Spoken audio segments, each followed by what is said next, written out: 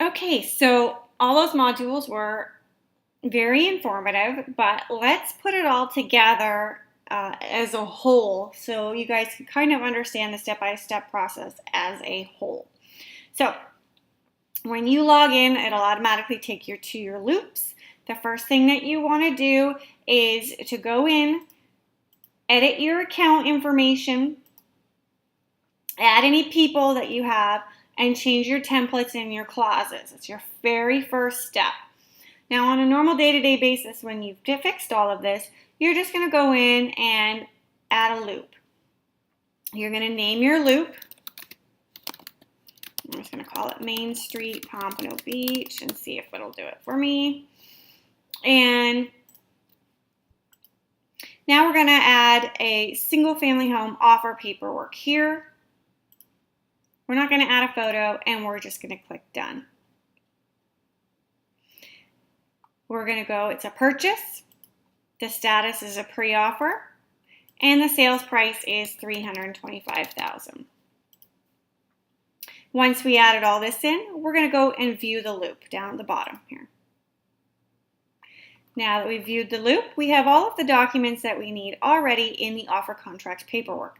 Nothing in the executed and 2 documents in the in-house documents. The next step will be adding your people. So you want to make sure that you add any listing agents in there and all of your buyers in this instance because this is a buyer offer paperwork. So just add your people in.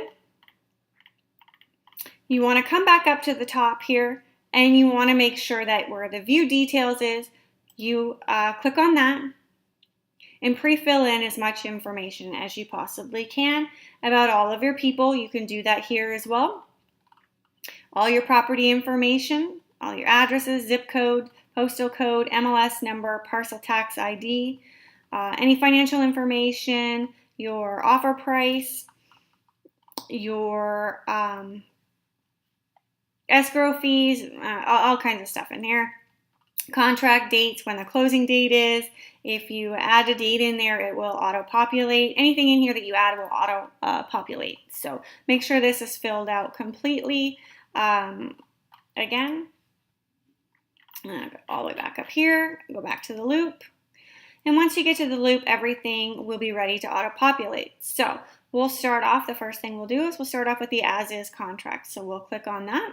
The autofill will automatically come up and you can select people in your that you've auto-populated. So your buyers, your sellers, listing agents information, the property information, if you added it in the view details, financial information, earnest deposit, any kind of listing information, if the property includes anything, excludes anything, and of course the legal description you want to do there because you want to autofill everything in there.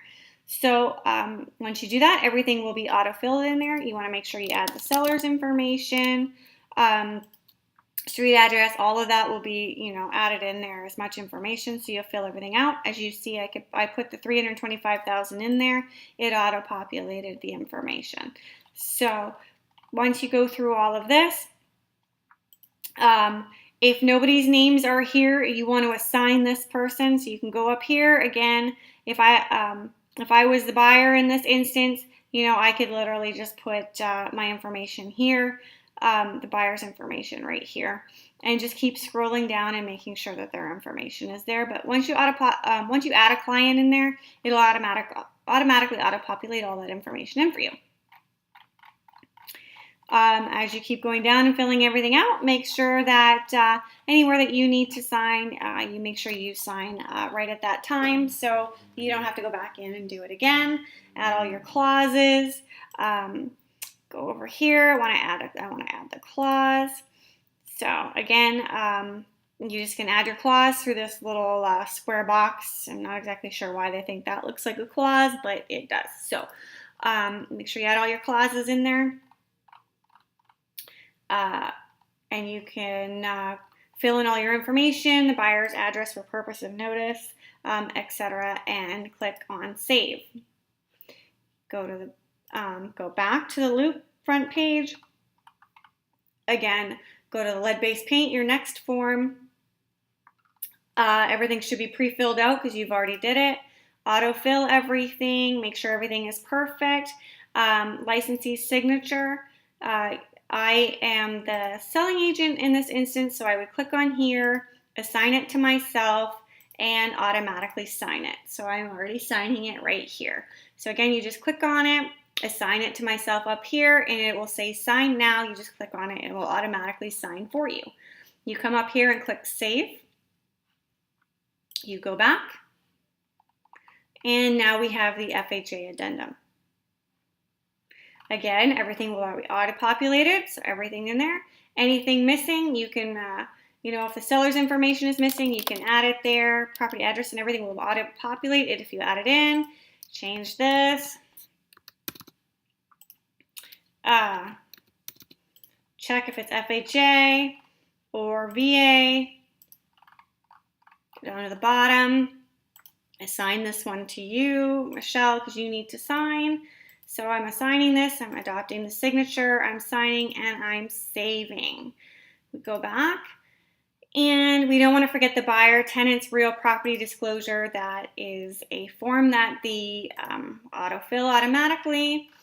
Make sure that your transaction fee is in there at whatever amount you guys charge. Signature, you want to fill in the buyer's name here just in case it doesn't auto-populate there, and click save. Now all your forms are already done in less than 5 minutes that I have been sitting here and talking. What is the next step? The next step is literally clicking all of these documents and clicking share. So because I don't have anybody in here, you would select your client because you've already auto-populated them in here, attach the PDF, and put a little note in there. Let's just see if I can put Matt.